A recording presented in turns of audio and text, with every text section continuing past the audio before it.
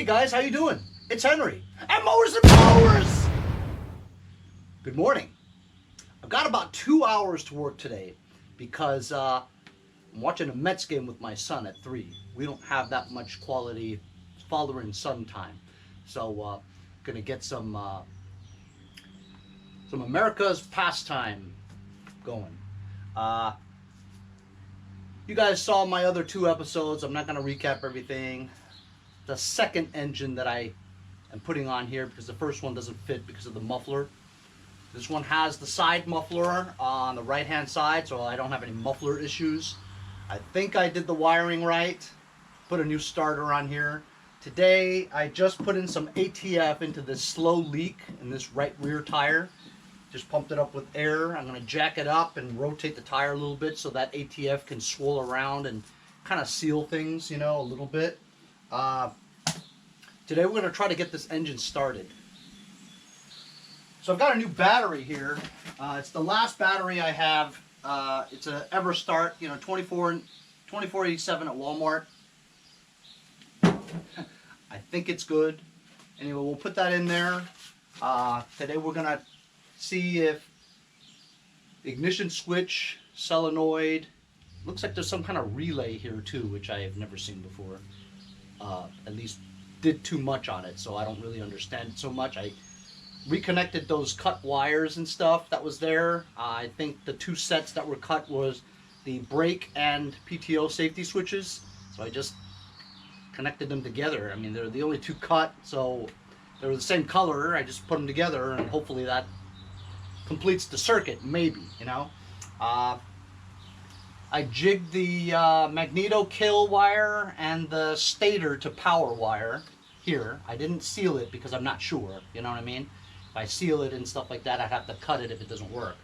So once we put the battery on here, I'm going to check the oil. Remind me to check the oil because I never check the oil. Check the oil, put some gas in here, see if it leaks, whatever. I did attach the fuel line too with the gas.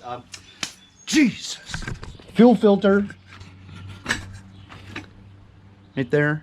So it's gravity fed, should go straight down into there. There's no fuel pump, thank goodness, because fuel pump will drive you absolutely bonkers. I have no idea if this engine works. You know what? I'm going to take the spark plug out and see if the piston moves while turning the thing. That's number 1. Then we'll check the oil.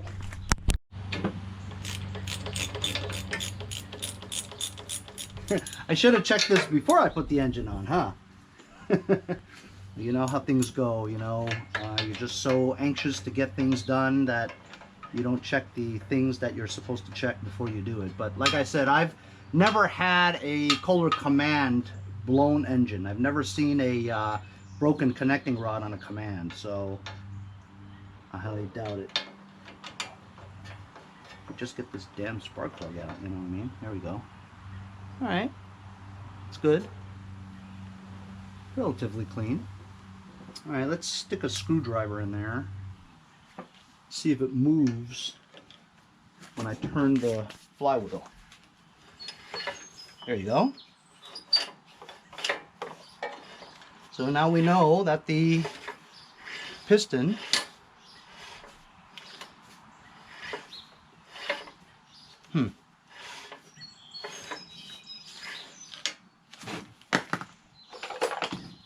longer screwdriver. There we go.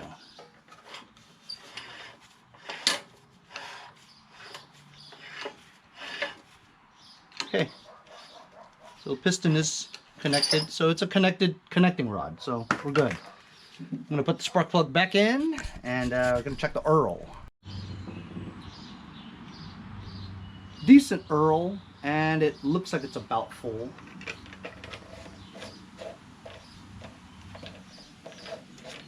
Remember, I found this engine on a Snapper lawn tractor on the street.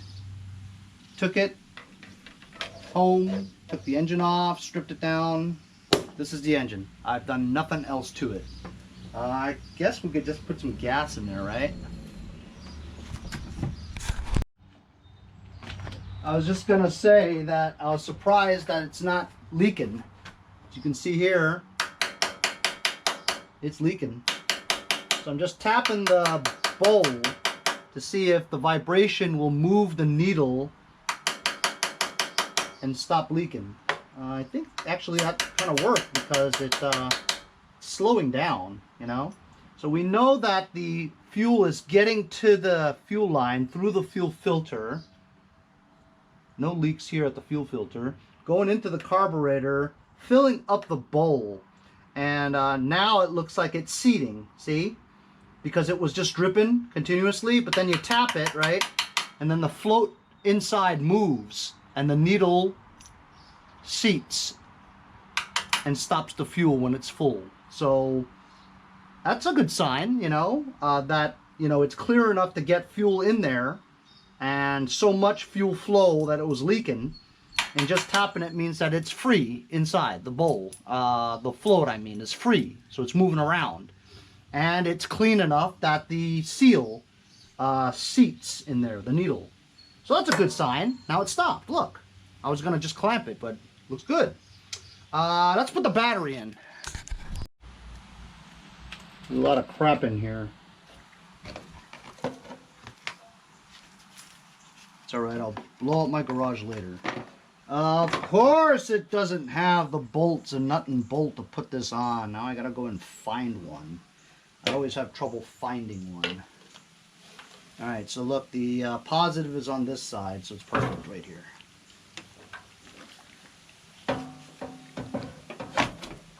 Good battery tray, and this battery says 1120. I wasn't going to buy it because it was missing the sticker. It says 1120. It's like a year old, you know what I mean? And, well, whatever. I needed a battery, so I bought it. It's $24.99. $24.87. Gotta find some bolts.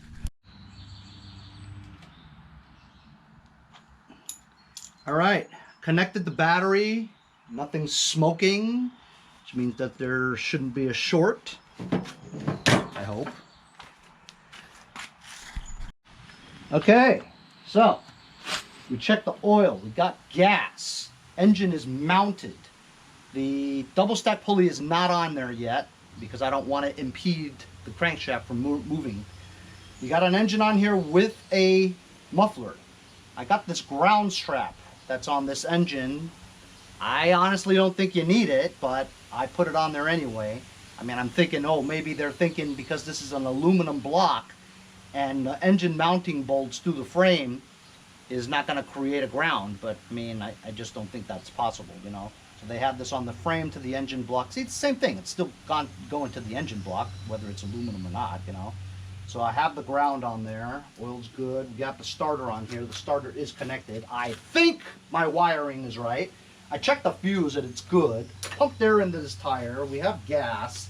It has a key, believe it or not. We have a battery in here. It's in neutral. I'm gonna sit on it. Sit on it, Ralph! I have the brake on and locked. Throttle is at choke.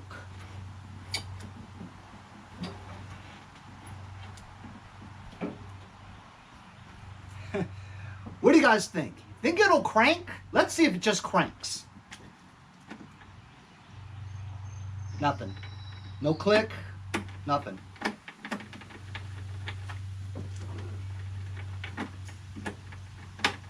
Yeah, I kind of suspected we were going to be in some trouble here. Nothing.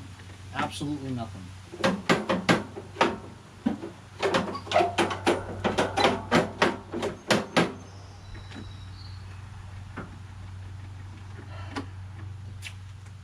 That's a shame. Let's test the starter. Got the negative on the starter. I'm going to tap this positive onto the positive thing. Let's see if this cranks.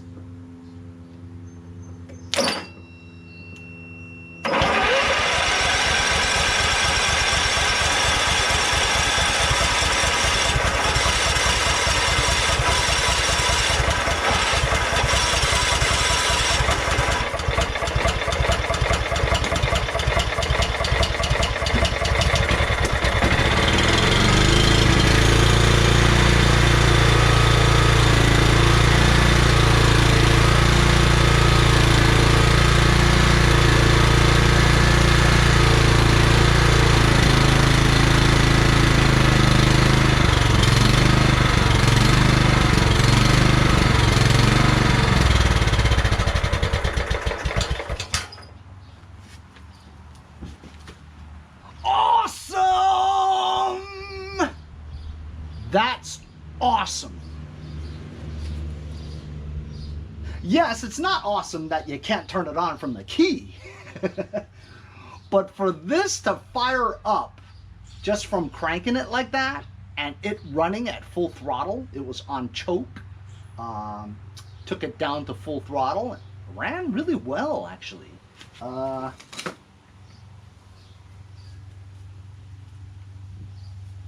When the muffler was going, it was blowing all kinds of moisture onto my leg, right? And it smells like gas.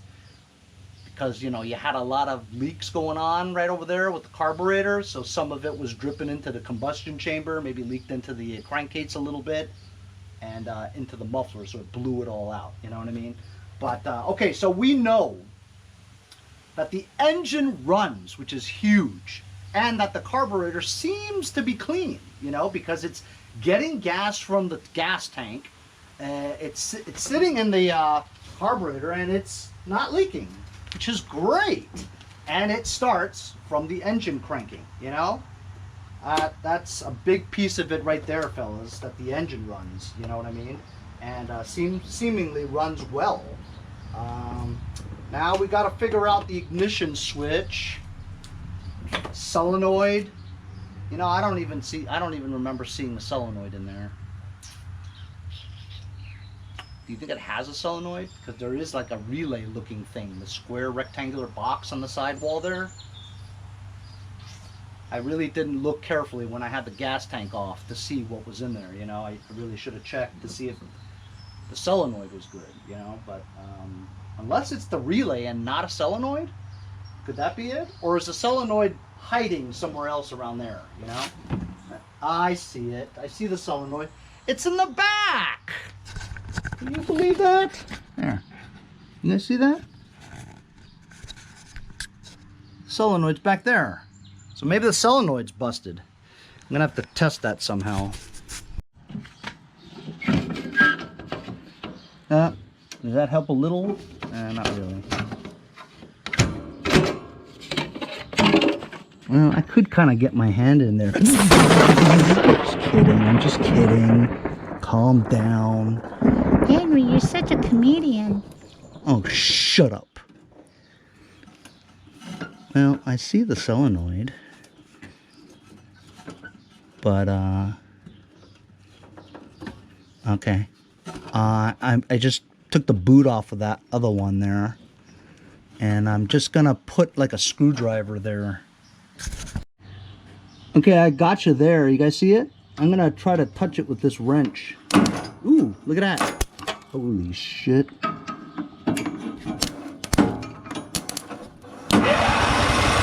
There we go. So the solenoid seems to work. I need to get a trigger wire. You see this? One of those is a trigger wire. There's two there. One's negative, one's positive, right? I need to put a power wire to one of those. I have to figure out which is the... I want to say that this purple one is the trigger wire. This one right here. I just pulled it off, okay? The other one's black, so I'm assuming that is ground, all right? So I'm going to put a hot wire just to this, and we're going to see if it starts up from... I just put a clamp, you know, onto there. It's just a wire to another clamp. And I'm going to just tap the positive here and put current directly to the solenoid. See if it starts. There we go. So that proves that the solenoid works. The only thing is, it's not getting power to that wire. I'll take this back out again. We know that that works. So it's a safety switch issue again. So you see, it's the solid purple wire. That's not getting any signal, okay, from the ignition switch. So what I'm going to do is I'm going to pop this ignition switch out, put a straight wire on the S tab of this ignition switch run it directly to the solenoid, and then we'll see if it starts, because then it's one of those crazy safety switches wires that I connected that doesn't work. I'm going to remove the ignition switch. It's just a tab on the top here. You push it, and it's tough to get the bottom one.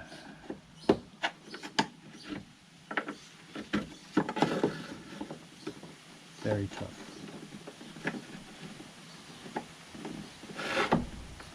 I almost want to stick my hand in there, but I can't because the gas tank's in the way.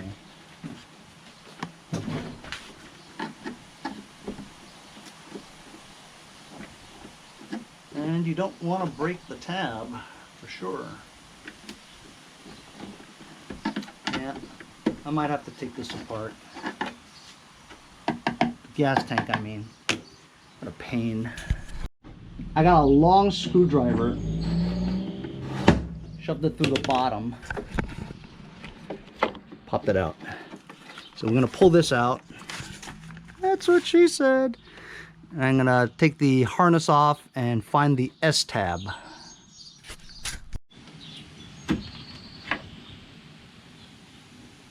Alright, so I removed that, and where is a toothbrush when you need it? Where is a toothbrush? Come on. Oh, there you go.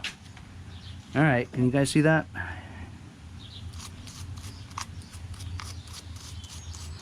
Oh, please, don't tell me this is one of those that don't tell you.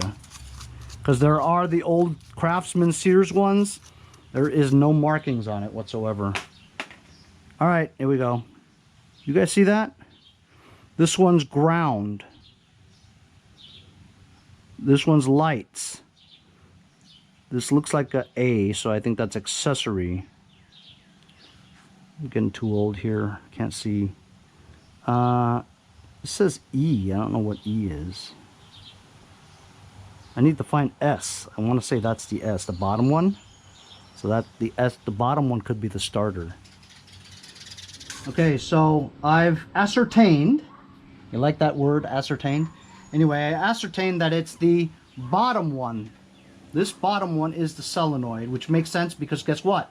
It's purple, just like the color of the trigger wire at the solenoid.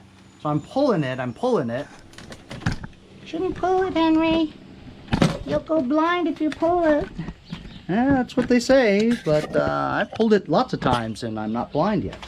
So I'm pulling the purple wire, and looks like it's right here in this mess right there. This right here. Let's see. This is the wire, see? Look. This is the purple wire that I need.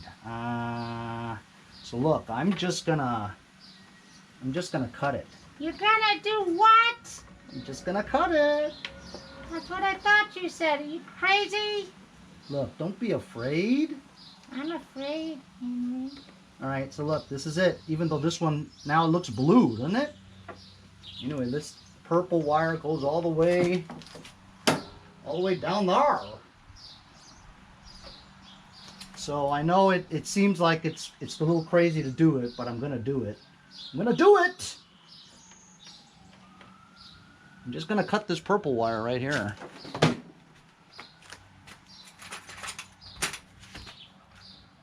I'm gonna cut it. Here we go. No! Alright, I just cut it. Okay, I cut that. Now I'm gonna strip this. Gonna strip it? Yeah. I'm gonna strip that. I'm gonna put this on there. Right? And now I'm gonna wait, is that right? No, I'd have to connect this switch back on. Uh-oh, I just pulled the thing all the way in there. Shoot. Uh-oh. Yeah, it's in there. I'm gonna get that. Oh my god. Aha! Forceps.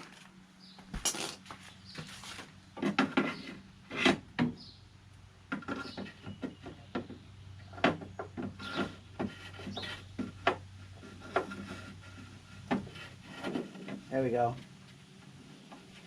All right, there it is again. All right, you got it? So look, I'm gonna put this back. Joker. All right, look, so we have cut this purple wire. It is now on this wire here. So the purple wire is here. We're gonna bypass all the safety switches for that. And this is, oh shoot. This is gonna go straight to the tab on the solenoid. Okay? You guys following me? I have my wire here. This here is connected to the tab on the solenoid. And I'm just gonna touch this. It shouldn't make any noise, right? Unless I turn the key. So here I'm gonna turn the key. Hey! There you go! You saw that? I hope you guys saw that. Did you guys see that? You know what I'm doing? So, just to summarize, the purple wire here is the starter solenoid tab on the ignition switch. When you turn the key, it sends power to the purple wire. The purple wire is supposed to go through all the safety switches, blah, blah, blah, and then give power to the tab on the solenoid. That's what pushes the plunger up and connects the two red thick gauge wires from the positive terminal on the battery to the thick wire on the starter, and that's what gives it the power, sends the signal to the engine to start. So we just proved here that the safety switches are retarded. They're all bad. Okay, I'm sorry, I shouldn't say retarded. Retarded is very bad. So now I'm just going to get a purple wire from somewhere, connect it onto here, route it underneath here, and put it back on this tab here. So I'm actually going to cut this tab. I'm going to use that tab. I'll be right back. All right, so I didn't have a purple wire, but I got a yellow wire. And so basically I cut the tab over there, put it on there. Did I put it on there? Yeah. Okay, so now this wire is connected to the solenoid trigger tab. And now I'm just going to connect this wire to this wire, the purple one. See? Goes to the ignition switch.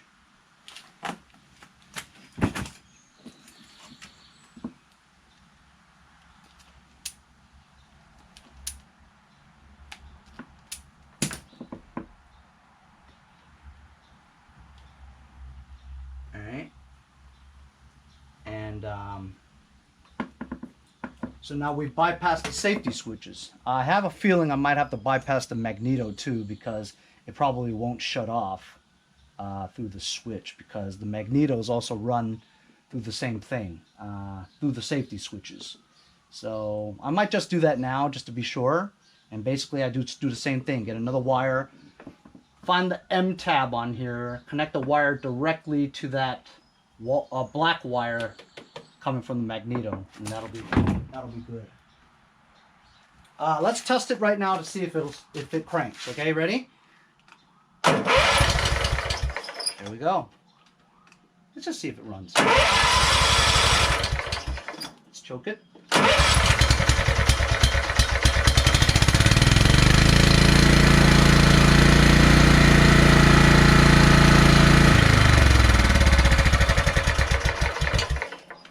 And it doesn't shut off, which means the Magneto is the same situation.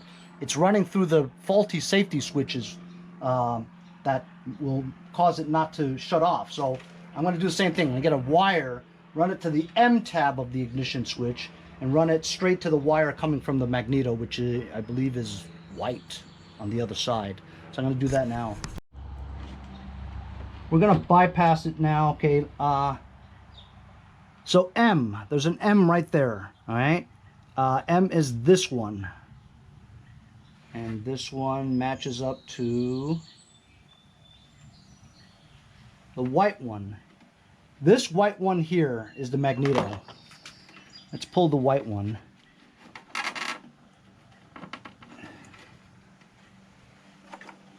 On this harness, there's the white one. Here's the white one right there. Yeah, that's it. This is the white one right here.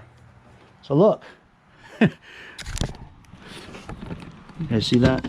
I'm trying to get this done and let you guys see it too at the same time. Where are my wire cutters? Okay, so this is the white one, the white wire. I'm just gonna cut it. I'm gonna do what? Shut up. Alright, so that's the white wire. Come on, come on. And this blue wire comes from the Magneto. I'm just gonna connect these two now. So we just bypassed. I know it looks like we're hot wiring a car, right? So look, now we got the Magneto bypass. That was very easy to do, if you wouldn't agree. Oh, damn it, that module fell in again. Shoot.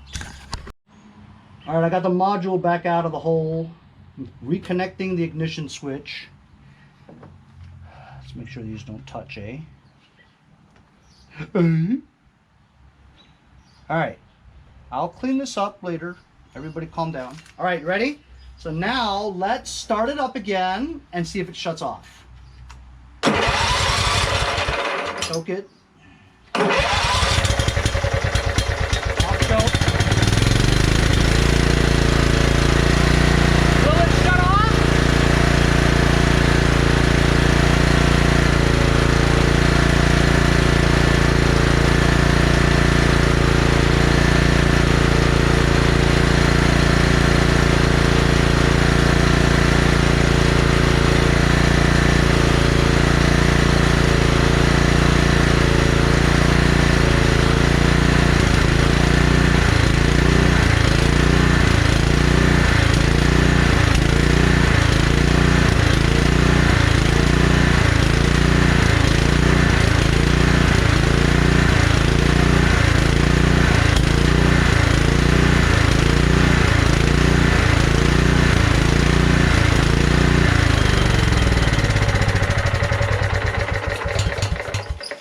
Okay, as you saw, the blue wire, when you touch ground, shuts off the engine.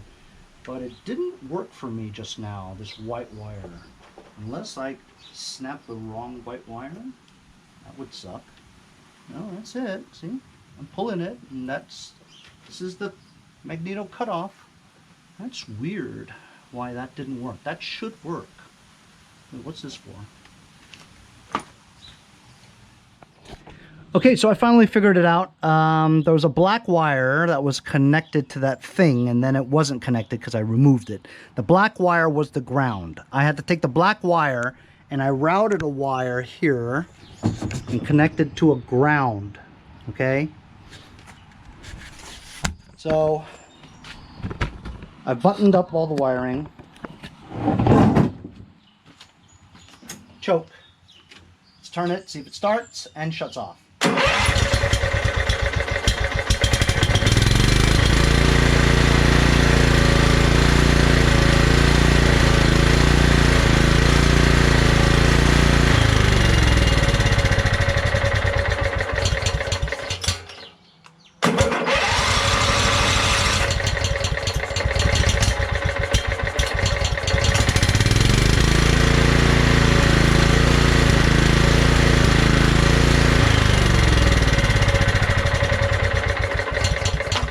Go.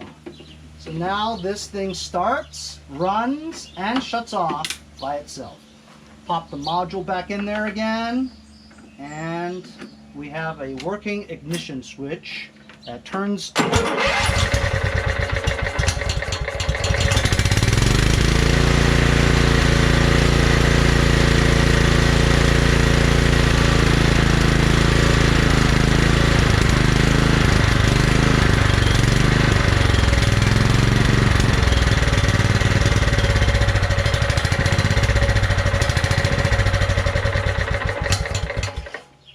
Okay, so the carburetor is going to need a little bit of dialing in, you know what I mean?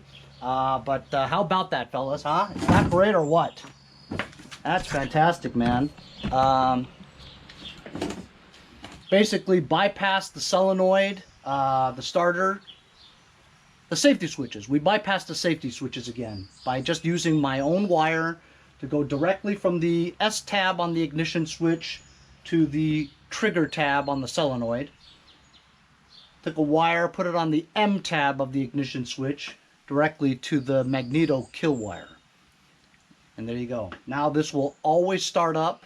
It will always shut off with the ignition switch, right? But we bypass the safety switches. So, I mean, I haven't tried it yet, but I don't think the seat safety switch, the PTO, or the brake switch is going to work, you know. So, you know, when you sell this, you tell them there's no safety switches, you know what I mean? If you want it, great. If you don't want it, that's okay too, you know what I mean? So that the person knows what they're getting. Most people don't like safety switches anyway. Like I don't. I want to just be able to start it and shut it off. You look at those forums and stuff, everybody has problems with it not starting. Oh, it's just clicking. I don't know if it's one of the 5 safety switches we have. This actually has the reverse in operation button too, so I'm pretty sure we bypassed that too. So now you can mow backwards if you want to. So that's all set up. I haven't figured out the lights yet. That's not a priority right now. But on my next episode, I'm going to put the whole thing back together again. The front panels and stuff, the heat shield. I guess the heat shield we don't need because the muffler's on the side now, you know. Dial in the carburetor a little bit and figure it out. Then we're going to put the double stack pulley on the bottom and connect it to the mowing deck. Before I do that, I want to make sure that the blades are loose and free. Before I engage the PTO to move the blades, if it's all frozen up down there, you'll break your belt. You know what I mean? So I want to make sure that the blades are all, the spindles and the blades are all free and moving. We'll connect the double stack pulley on there. I know I'm going to have trouble with that because where I mounted the engine, right, it may be a give of about 1 inch or something like that. So maybe the belt may be either too tight or too loose. So that's what I'm thinking. But how about that, huh? Today's episode, we made a lot of progress. Engine starts now. We know it runs. It runs pretty well. Needs a little bit of dialing in, maybe a carb clean. And it doesn't leak anymore. And this now starts, runs, and shuts off all by itself. That's good progress, to be honest with you. And fixed the tire. Pumped up all my tires. And put a battery in. So, you know, it's good. Stay tuned for part 4 of my repower project of the Scotch by John Deere 1742. Of course, now it's a 12.5 42. Hey, while I said this could be underpowered, right? Honestly, my Black Beauty at my mom's house, that's a Murray 12.5 40. So what's the difference? I've used that for 20-something years, you know what I mean? It's a 12.5 horsepower flathead with a 40-inch deck. So this is a 42-inch deck, and that's 12.5 also. Not to mention the Kohlers are actually rated higher. This is really like a 15 horsepower, you know what I mean? So this will be fine, you know? Maybe at the end of it, this is in very good condition. There's no rust anywhere, you know what I mean? So maybe I'll get $500-600 for it when it's all said and done. Maybe. Deck's in good shape, you know what I mean? Change the front wheels and all. Anyway, thanks a lot for joining me on today's episode. We'll see you guys next time on Mowers and Blowers.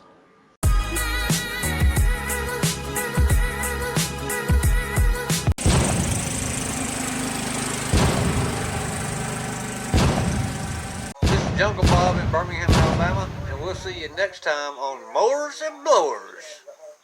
Hey, if you guys enjoyed the video, remember to give me a like. Also, comment below. Subscribe. Remember, it doesn't cost anything to subscribe. It's free, right? Also, hit that little bell. That way you'll get post notifications whenever there's a new video, and you won't miss out on any of them. Remember to follow my Instagram and Facebook, as well as if you'd like to donate $1 or $2, paypal.me/mowersandblowers. Really appreciate all the support. Also, to keep the videos coming every day, support the channel. Bye.